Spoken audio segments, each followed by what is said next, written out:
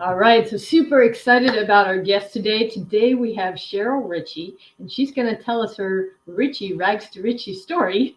How she went from being an insurance adjuster making 26,000 a year to having a portfolio of about $4.5 million. It's a super exciting story. She did this pretty much all on her own, and she's going to give us the keys to the kingdom, so to speak. She's going to show us how you exactly do that, the type of grit it takes.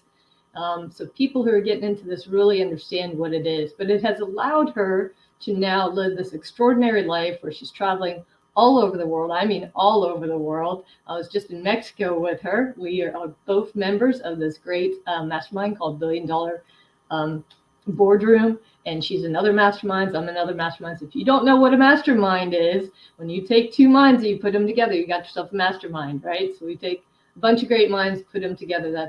And we go to these great masterminds events. Anyway, that's where I met her. And I heard her story, and it was just so inspiring. And I thought, there are other women out there that need to hear this. So with that, we're going to kick it over to Cheryl. She's going to tell us how she got started in this. How do you go from being an insurance adjuster, making pennies basically, to having this huge portfolio? How'd you get started? Well, I bought my first house in 1989, and 4 years later, I got a line of credit. And I was struggling. How am I going to have a down payment and closing costs? And I was able at that time to find an assumable loan. So I took money out of my line of credit, purchased my first rental house. Fortunately, within about 6 months later, I found another assumable loan, and I was able to utilize the rest of the money on my line of credit and buy my second rental. Okay, so assumable loans. Let's break that down a little bit. So that was your key to get in here. And I want to ask you what made you think to even do this in the first place. But for those people who don't know, what are assumable loans? Who has assumable loans? So back in the late 80s and early 90s, FHA had a program for assumable loans, but they no longer have that program. But back in the early 90s, I was trying to figure out, how am I going to get into the market? There's got to be a way. I didn't have 20% down. You're not allowed to borrow your down payment. So I just searched and searched and searched, and I finally found this product that for assumable FHA loans. So I went to my real estate agent and I said, find me houses in this price range, these zip codes that have assumable loans. And it was the determination to find a way for me to do it. And when you did that, you just assume the existing FHA, and then the equity in the house was on my line of credit. Okay. So this line of credit, that was from a bank? Yes, it was on my personal house. It was the line of credit. It was like $20,000, I think. My first rental, I believe I had to pay about $10,000 or $12,000, and then it was about 8 or 9 in the assumption on the second one. So back then, it was. He was get that first home. Yes. Let it build up some equity. Take a line of credit on that for your closing costs and whatever little down payment you have, and then assume the rest of the loan because you couldn't qualify for one on your own. Okay. Correct. So that was the starting point. Yes. Now, I think I remember you telling me that the interest rates were really high on those first loans. It was like 12%, and you weren't even sure you'd be able to make the first payment if you didn't get a tenant in there. Is that right? Right. So my first house, I had a 12% mortgage payment of $650 a month. So not only did I have that payment, I had the line of credit payment and the first rental house payment. So I had 3 payments that I had to make. And when people talk about risk, and I've only ever done calculated risks, but I was so determined that I wanted rental that I was going to find a way to do it. So I had, from the time I closed on the first rental, I had 30 days before my first payment would be due on that mortgage and on my line of credit. So I knew I had to get that house rented in 30 days. So I was going to get the deposit for the house and the first month's rent, and that was going to make those payments. If I didn't have it rented, I honestly had no idea how I was going to make all those payments. Wow. So I was under the gun to get it rented.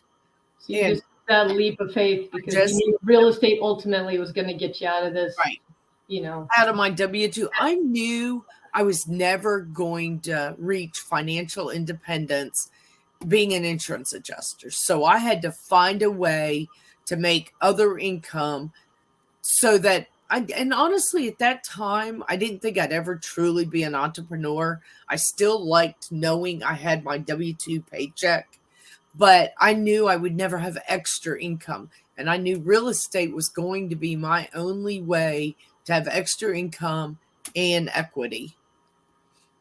Okay. And then later that year, I found the second assumable mortgage, and I bought it.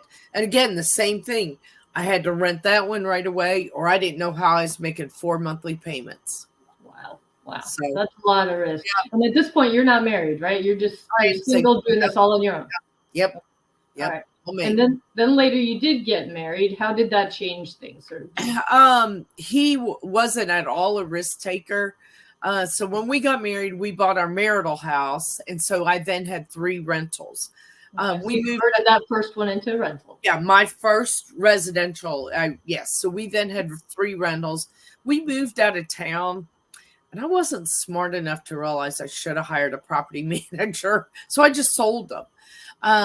So we moved out of town for about a year, came back. I convinced him to buy the fourplex. And that's before, that was in, let's see, when did I buy my first fourplex? 2000, I can't remember. It was about 98 or 99. Okay. Bought the first fourplex. But I was with a gentleman who did not invest and wasn't sure of real estate, and he would not help me at all. Sold it 4 years later, made quite a bit of profit to where I was able to pay off our family house. Okay. Got divorced, then ended up having to pay him half of the house and half of my rental proceeds. So that was tough. Now, you guys had kids too, right? Yes, we had 2 children, 2 and boys. You had the kids, and he still had to pay for half, or you still had to buy the house out from under him? I had to buy the house.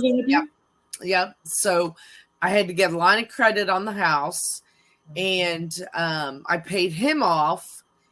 Still had to pay him child support, believe it or not. I had to pay child support. And then, so I had the line of credit. So I decided I was going to get back in the rental business. I was going to make money again. I was not going to let him bring me down. So 2 days after the divorce, I went out and I bought I call it my divorce rental. I bought my first rental 2 days after, and it was almost like, I'll show you. So I bought the rental.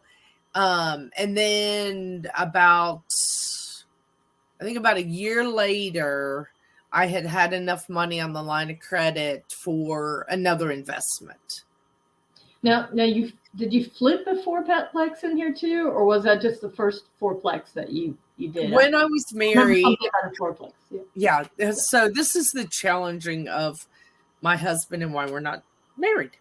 So I found a second. I bought the first fourplex when we were married. It was going well. However, he wanted to do nothing. He wouldn't even, this was way before cell phones, and someone would call the house and ask if the rental was available, and he would hand this to my wife. So he actually did nothing to help me, even though we got all the financial and tax benefits of it. So I found a foreclosure. It was a VA foreclosure, bought it, got it financed, was going to rehabbed it.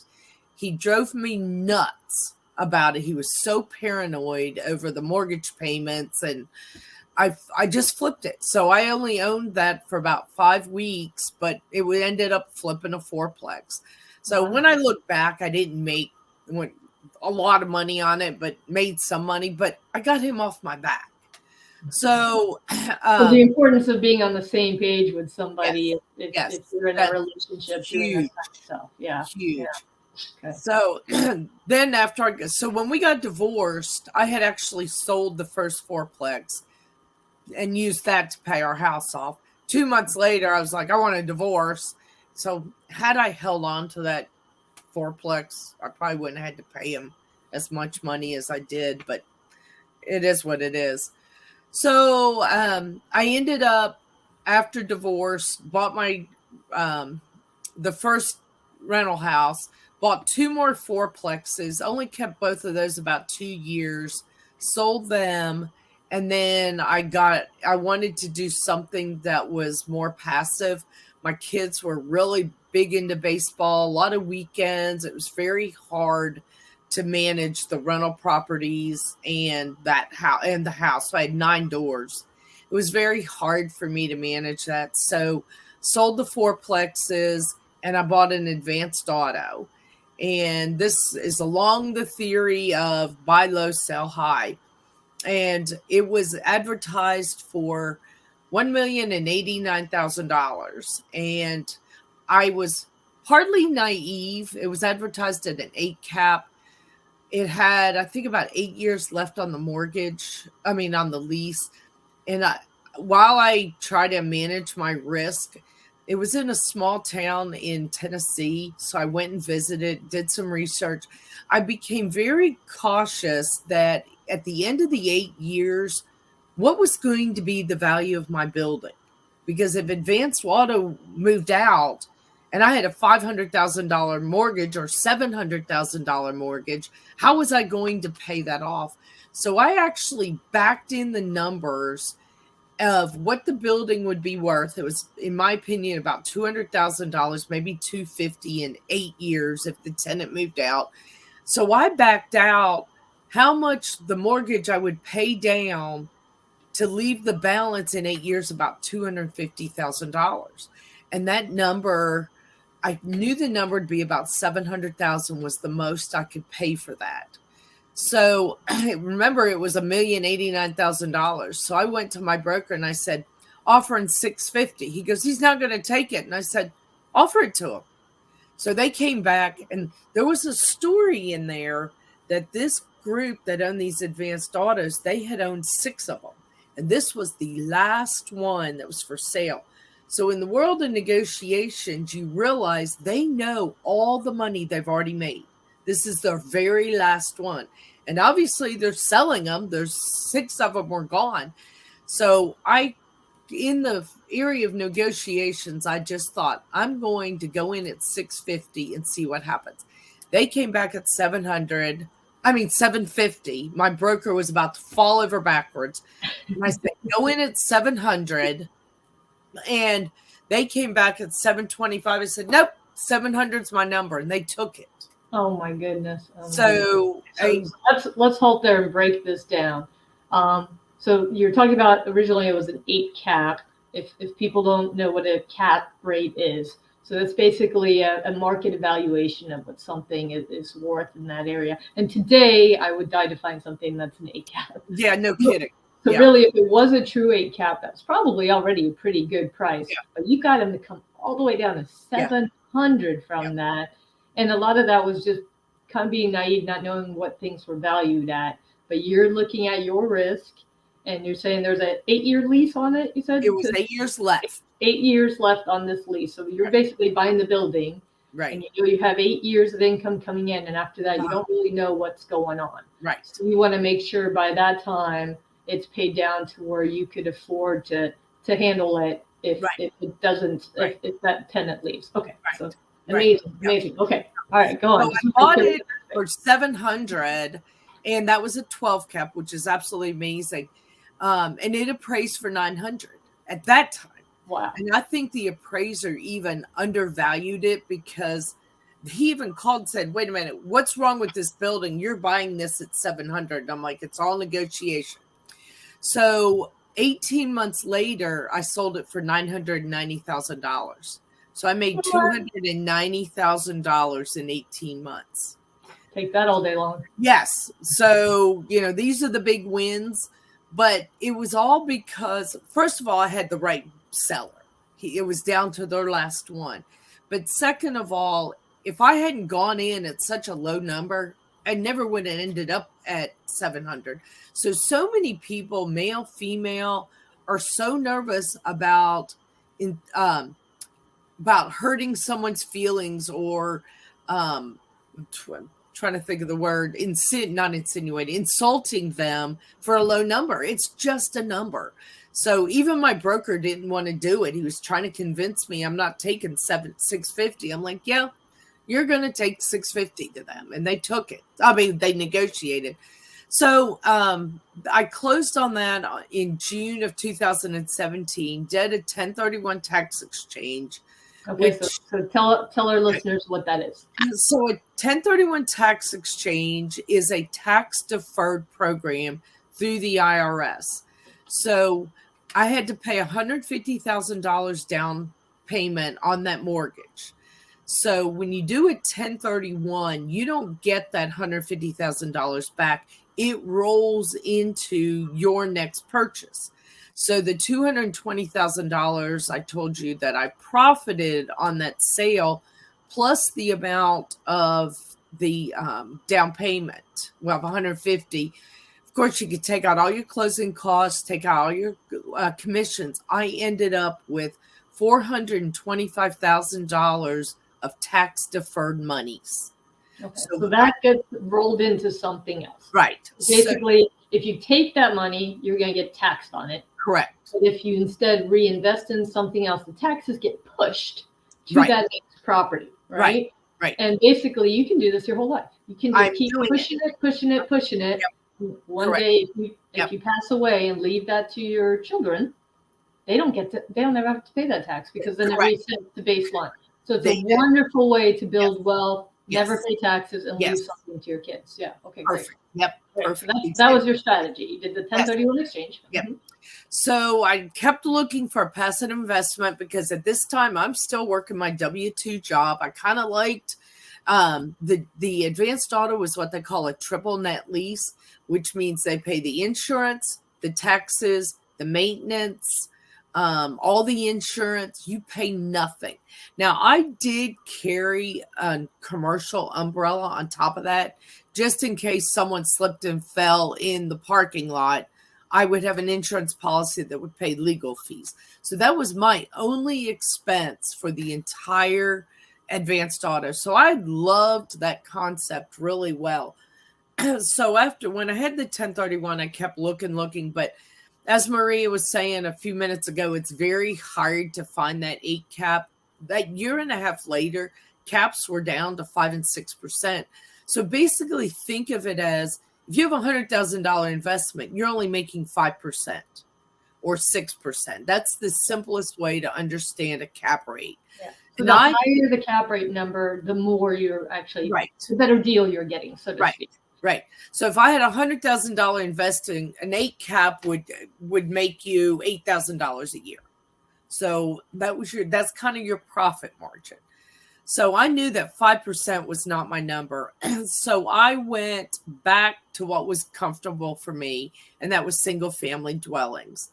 So I really could have bought 12, but whenever you're buying them like that, you have to buy them off the MLS. You cannot wait for aftermarket.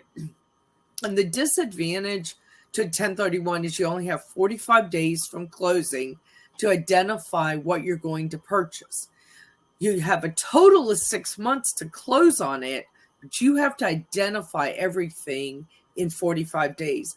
Well, I got down to about 35 days, couldn't find, or I'd spent 35 days, I had about 10 left, and I couldn't find anything. So I called a real estate friend of mine, and I said, I'm in a pickle. This is what I need. And I was actually a real estate agent that had pretty much an inactive license.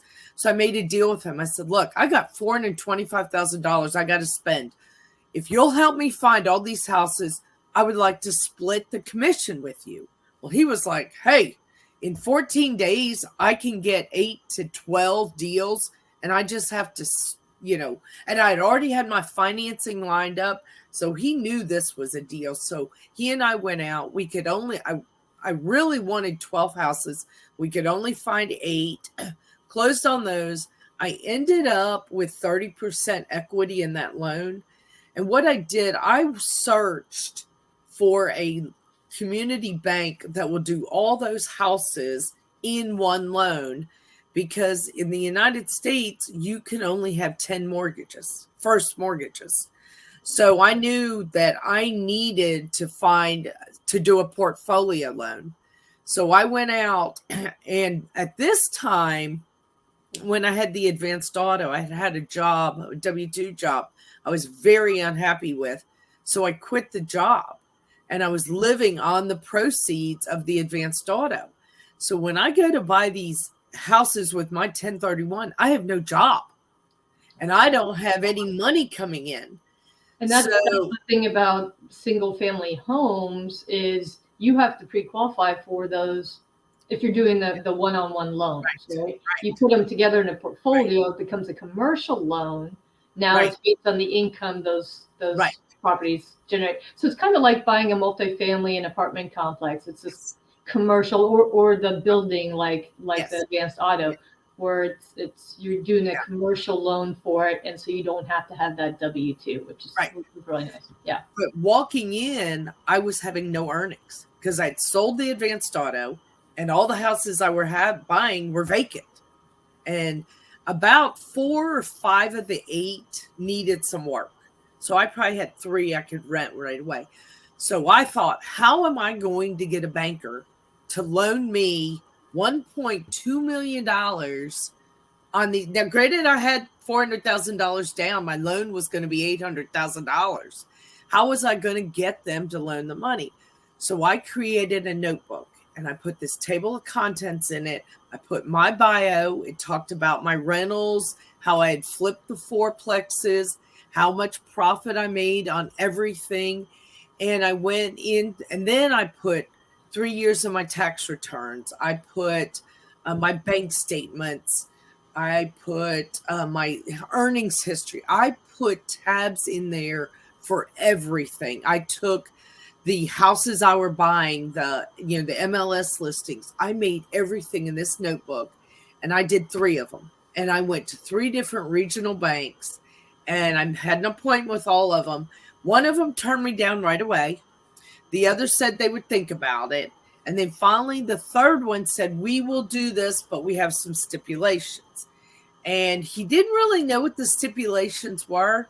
And I said, how about if I put 3 months of mortgage payments in a savings account until all 8 houses are rented, and then you release that money to me? That guarantees that you have 3 months of mortgage payments. And by that time, and see, I was locking them up. I said, I will still make the mortgage payment. So every month, you're still guaranteed 3 more months of payments. So I did that and got every single thing I wanted. And we closed. They held my money. I, turned the house. I got the rentals going for the ones that were ready. And then I worked on, the rest. And so in 90 days, I ended up getting all 8 houses rented and was able to get I think it was like $15,000 released in that 4th month. So much to unpack here. So many golden nuggets. First of all, you created basically a sales portfolio of yourself, right? Yes. And we tell people to do this all the time. Yes. Like, put down everything you've done, even if you don't think it's relevant. Yeah. Experience outside of real estate can often be relevant to these bankers. Yes. And the other thing you said that was key was regional banks. You're not looking at the Wells Fargos and those kind of things. You're looking at local banks or a lot of times credit unions. Okay, so we're back. So those of you who are watching, we were in the middle of talking about how Cheryl got some amazing loans through some local lenders when my computer completely zapped out, totally died. And so you might notice there's going to be a big cut in here, and I look a little different because I'm now on a different computer with different lighting. But anyway, so so you managed to buy this eight property portfolio with a local lender kind of in the last minute of this 1031 exchange. Otherwise, you're going to get smacked with a bunch of taxes. Mm-hmm. But you did it by selling them on all the things you had accomplished to this point and offering them some security. So it seems like that was kind of the key. And I'm sure that developed a good relationship with this bank going forward too. Yeah, well, in No? theory, you would think so, but the bank, I went to them. It was about 15 months, 18 months later. I wanted to get the line of credit with them. Okay. Well, I still had a good relationship with them, but the bank was going through some difficulties, Oh, and they chose not to do a line of credit for me, which is what I was going for. I didn't want a second mortgage. I wanted a line of credit. I knew I had the loan was the value of the houses was 1.2 million. I had borrowed 800, so I knew there was $400,000 in there, and I wanted the line of credit. It would probably be about $250,000. And this was going to be my way to catapult into more rentals. So that bank, due to their financial issues, wouldn't do it. So I did the same thing I did prior. I went and got my notebooks together, and I went to two other banks, local banks. And this time, what was odd was I wanted a female banker. So I found a girl, like literally, this was in probably 2000. Let's see, I bought them 17. So probably 2000, late 2018. And I went to and found a bank and went to her, presented the case, went to another bank. They turned me down. The female, Stacy, agreed to make the loan. So I got now my first line of credit secured by the properties for $235,000. So this was going to enable me, and the goal then was to buy fixer-uppers or houses that are in disarray and fix them up and have a lot of instant equity. okay. So you'd gotten a taste of that with the 8 that you bought, because you mentioned Right. only 3 of those were ready to be rented. So Right. maybe he hadn't intended to become a flipper, but you got some of those skills, I'm guessing, Right. when you were Yes. figuring that out, right? Okay. Yep. And So and now- did you have any background in construction management or fixing and doing homes like this? Plumbing degree? Whenever I became my first job was an insurance adjuster, was in auto, and I did move to property. So I did have some experience, and they were all the low dollar property insurance claims, water losses. I did a couple fires, not a lot, but a lot of small trees on houses with roof damage. But back then, I even hooked up with a contractor, and I went on every single loss with him so he could teach me every little thing. And really, that was just about being good at my job. But what that ended up doing is helping me get into reconstruction and figuring out how to figure it out. If you have a leak, how do you figure out where it's coming from? What do you do? Where do you call? So I did have a little bit of knowledge, but really the biggest thing was determination. And I was determined to be a female in this industry and be successful at it. So I was determined to figure it out. And it kind of goes back at the very beginning. I was determined how to find a way to get my first rental house, and I figured it out on assumable loans. So that's a big key to a lot of success, is having the determination to figure it out. Sounds like a lot of grit. Yes. A lot of grit. Yeah. Okay. Yeah. All right. So we've gotten up to 8 rental properties. You wanted more. You got an additional line of credit, and you started flipping houses. Now, most people that flip houses, they're working with hard money loans, which takes a big chunk out of your profits because they're super expensive. You're instead using this line of credit, so it's a much lower cost of money. Right. And I know you were very frugal too, so you did a lot of work on your own, and really powered up. How many houses did you eventually get up to? I ended up with 24. 24. Oh my goodness. And those were rentals that you were keeping. That's not 24 flips. That's 24 that you were holding on to. I really did not flip my first house until 3 years ago. Okay. And I I had decided a long time ago I did not want to be a slumlord. No offense, there's all kinds of housing that everybody needs. But I always made my business model around partial cash flow and partial equity. A lot of people who are slumlords only are into cash flow. Well, I wanted both. I wanted long-term wealth. So I created an avatar of what retail price house, like appraised value house I wanted. 3 bedrooms, 2 baths, at least a 1-car garage. And for the most part, I stuck to that avatar. But one of my masterminds, the mastermind that really catapulted my career, my entrepreneurship, was someone made a bet with me to buy 2 rentals within the next quarter. And so I started looking on MLS, and I found a house that was a great deal. I didn't want to turn it away, but it wasn't my avatar. It was too expensive to generate cash flow and equity. I mean, the equity would have been great. The higher expense of the house, the higher your equity gain is. The lower the expense of the house, the higher your cash flow is. So this house did not fit my avatar, but I didn't want to lose the deal. So I bought it and I did my first flip. So my goal was never to really flip. It was to always build wealth. But you knew how to recognize a deal, so you still did it. Yeah. So it all comes back to buy low, sell high kind of thing.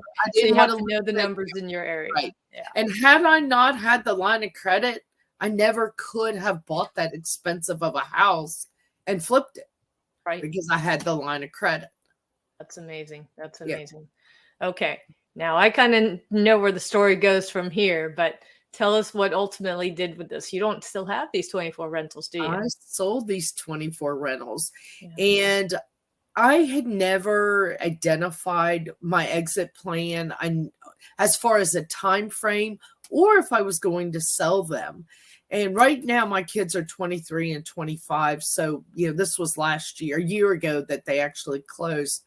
So, I always thought if I retire, I'll let them property manage it. I'll sell, when I die, they'll have it. But our president, Biden, was talking about dissolving the 1031 tax exchange in the summer of 2021. Yes.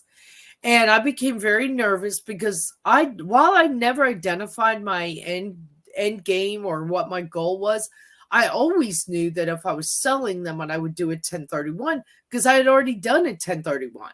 And if I had sold them, not only would I had the profit on my current, I would have had to revert to the other sale and pay taxes on those monies too. That's right. Yeah. So I sought out a commercial real estate broker that specialized in selling portfolios of single family dwellings. And there's not many of them out there, but I was able to find one. So in getting nervous about the dissolving of the 1031, I did put them on the market. And about that time, it was later on the fall that things changed politically and Biden stopped talking about dissolving the 1031. But I said to myself, let's just keep them on the market and see what happens. So do you want to fast forward or do you want to talk about my KPIs and what changed? Yeah, I mean, we can do that. Yeah, let's finish that story. So ultimately you found a buyer for these, right? And I put them on the market, but what ended up happening was because my properties were Class A and Class B, which are kind of the top 2 tiers of properties. They were in the best zip codes in Knox County. I managed them. So I had got my vacancy rate down to 0.03. Wow. Less than 0.3, excuse me. It was less than 1%.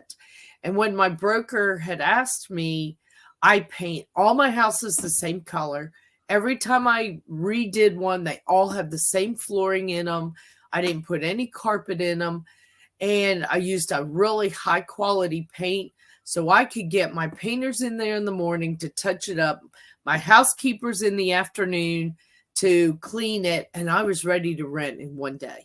Wow. So my vacancy rate was so low that it sold these people on this book of business.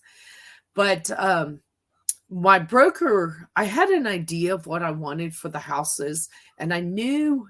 Do you want me to talk my personal numbers? Sure, go for it. Go ahead. We're all about making it comfortable to talk about money. Okay, we're going to talk about money then, guys. Grab on. So I knew I owed about $2 million on the 24 properties. So I thought, if I put them on the market for $4 million, I'm going to be really happy. I'll walk away with $2 million. This is going to be great. So the broker said, all right, I need you to fill out this spreadsheet. And it was elaborate. I mean, there were so many columns I had to figure out. But about a year prior to this, one of my masterminds had talked to me about KPIs. And he taught me to measure everything. So I had a spreadsheet of what I paid for the house, what the repairs I had on the first rental. So I had a total amount of going in. I had the square footage, I had bedrooms, baths. I had down to, I wanted to rent my house for $1 per square foot and $1 for how much I had in it. So if I paid if I had $150,000 in the house and it was 1,000, or say 1,500 square feet, because I'll make this easy, I wanted to rent it for $1,500. So I had all these calculations. So whenever the broker had sent me a spreadsheet, hey, before we go forward, I need you to fill out this spreadsheet. And I fill it in like an hour. And I think there were like 25 or so columns in it. He calls me back and he's like, I can't believe this. I'm like, oh my gosh, what did I do? I'm like this compliant person, And he goes, not only has no one ever filled out this to the degree that you filled it out, nobody has ever done it in an hour. And that just shows that I was measuring the right KPIs, the measurements. So and you had your ducks in a row. You knew where to find it. Women are notoriously organized when it comes to these things. I mean, I knew what city taxes were. I knew how much my insurance was. I mean, I knew everything. There was nothing he couldn't stump me on. So when he threw this, when he's looking at all this, no, wait, I take it back. I wanted $5 million. Okay. No, wait. Yes, I wanted $5 million. That would make me 3. So he goes, what do you think you want to sell for? I'm like, $5 million. He goes, I'm thinking 6. I'm like, okay, I'm good. So I said, well, what's the percentage of commission? He goes, 4%, 2 for me, 2 for the buyer. I said, okay, I'm good. So he goes out there, we put it on the market in September, and I'm not getting any offers. And of course, I'm like, I'm so proud of my portfolio, and I got the numbers, and why isn't it selling? But in the meantime, I'm not acquiring houses because I'm getting out of the business. I'm no longer going to be a landlord. I'm not flipping, blah, blah. So we decide in December to do what commercial brokers call for offers. And this creates an urgency to their clients or potential customers that either I have a contract and I want a better price, or then I'm going to pull it off the market. So we go in there and we do a call for offers on December 15th. December 17th, we get an offer for $6.5 million. Oh. And they can't take commission because they're represented by a lawyer. Now, $6 million times 2 is $120,000. So not only am I getting $500,000 more than asking price, which is already $1 million more than I wanted, now I don't have to pay the $120,000 in commission. And they go, but there's a catch. I'm like, okay. They want you to pay partial closing costs. I said, what do you think that's going to be? I've never closed on a deal like that. Because $70,000 or $80,000, I'm going, done. I'll pay it. I'm good. So it ended up closing March 15th. It took about 90 days, but it ended up closing, and I walked away with $4.3 million. So it was not a bad day at the bank. Yeah, it was just an amazing deal. I couldn't have even forecasted this. One of the big things, whenever you have successes, a lot of times you look back and see what did or did not happen to help you get there, or what it was. But shortly after I sold is when the market started going down for residential houses and commercial. So I had nothing to do with that. And it was nothing anyone could have ever predicted. But it was like, oh, thank goodness I sold them then. And so back in the fall, when I was kind of debating, well, Biden's not going to do anything with the 1031. What should I do about it? And I just decided, let's see what happened.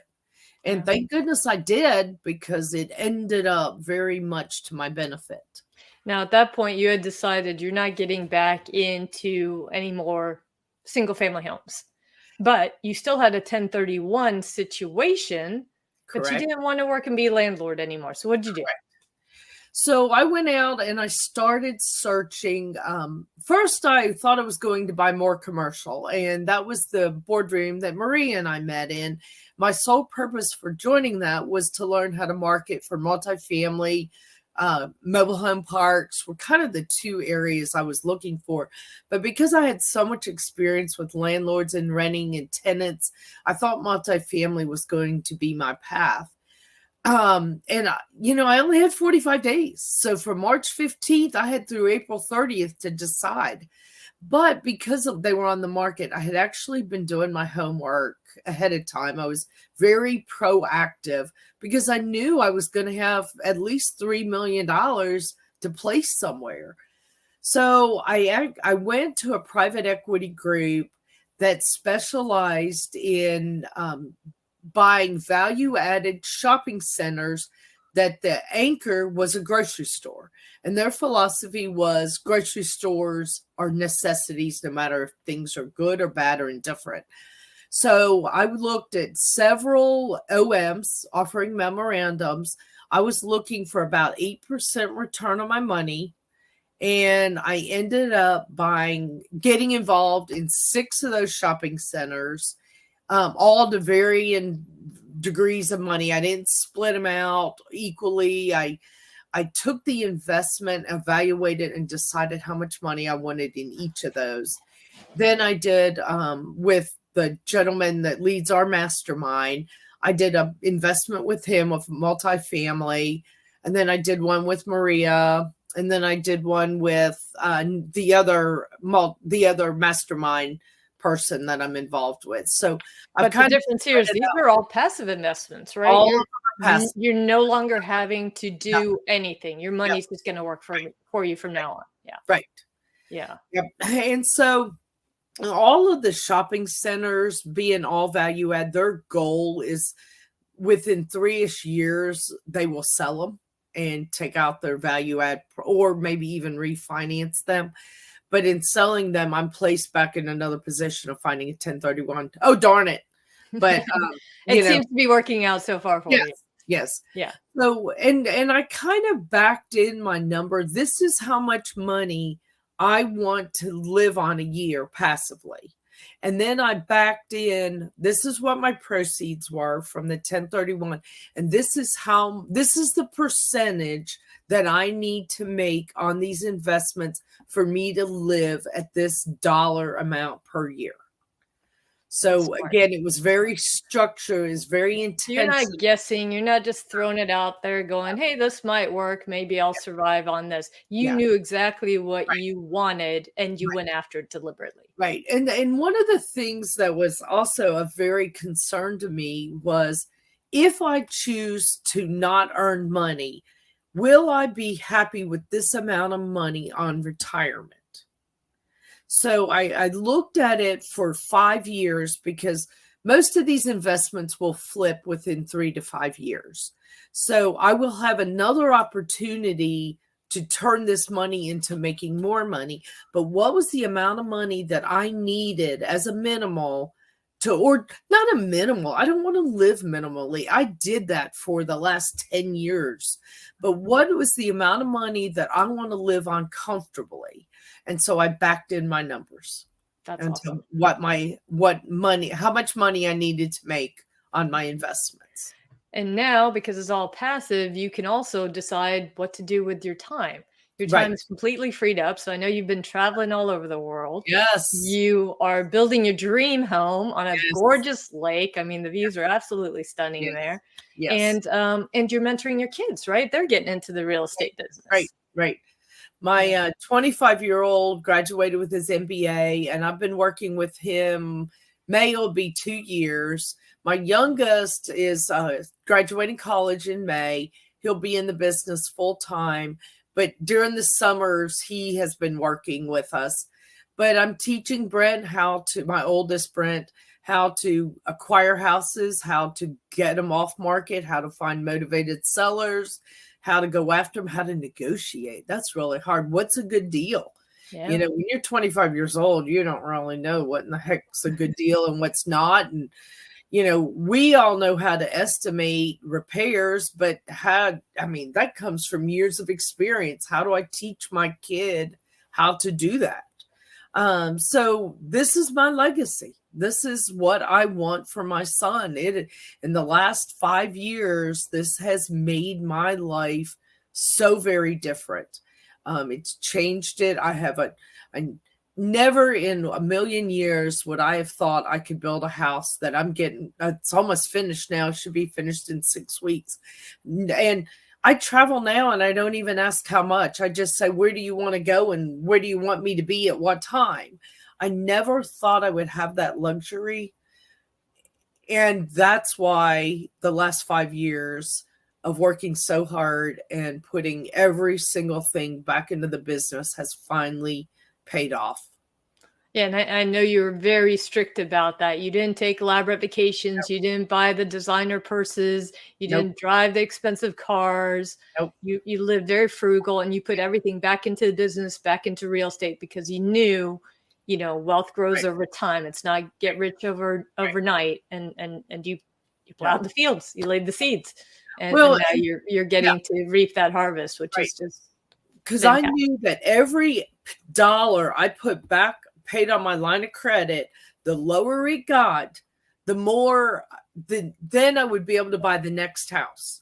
So it was so important to me to keep paying that line of credit down. If I had an extra $1,000 that month, man, I just made the extra payment and paid it down, because I knew that the way I was going to get wealthy, not that I'm wealthy, but the way I was going to gain wealth was to keep buying properties, to keep getting rentals. And during all this, my goal was not to turn around and sell the portfolio. It was eliminating the 1031 that caused me to sell it. But, that's paying attention to the business, paying attention to the market, what's going on in the market. And, and it's been a really good thing for me to change my business, to sell the rentals and to do something new. What is it? I don't know. I still haven't figured it out. Right. But you have the freedom to figure that out now, because everything is passive. Yeah. Right. Yeah. Right. Yeah. So that's wonderful. All right. So what advice, as we're tying it up here, what advice would you give? What one piece of advice would you say is critically important to somebody kind of venturing down this path? Having the access to the money. And for me, it was the line of credits. And while interest rates are a little higher right now, still a line of credit, doing a HELOC on your personal house is still expensive. It's just the cost of doing business, but it's less expensive than going to a private money lender. Plus, going to a private money lender, you have to spend a lot of time nurturing that relationship, proving to them you know what you're doing. I was able, fortunately, to get that line of credit and to really utilize it to catapult into the next. So, like, when I did my first line of credit, it allowed me to buy 2 houses to rehab and to get rented.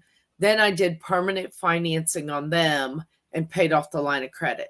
So I was rinsing and repeating, but I did them in multiples so that I had less mortgages, because you could only have 10. Yeah. So That's awesome. that was a really, really big key. I So think, finding the money, and then it seems like with you taking action, not being afraid to take that risk, because I think you realized maybe the risk of not doing it was worse because you'd be stuck in that $26,000 a year job right. and never be able to live the kind of life you're living now, right? And leave it to your Oh, yeah. kids and do Yep. all of that. Yeah. And you know, now it's one of those things where I flip a house at more and earn more money than a lot of my friends earn in a year.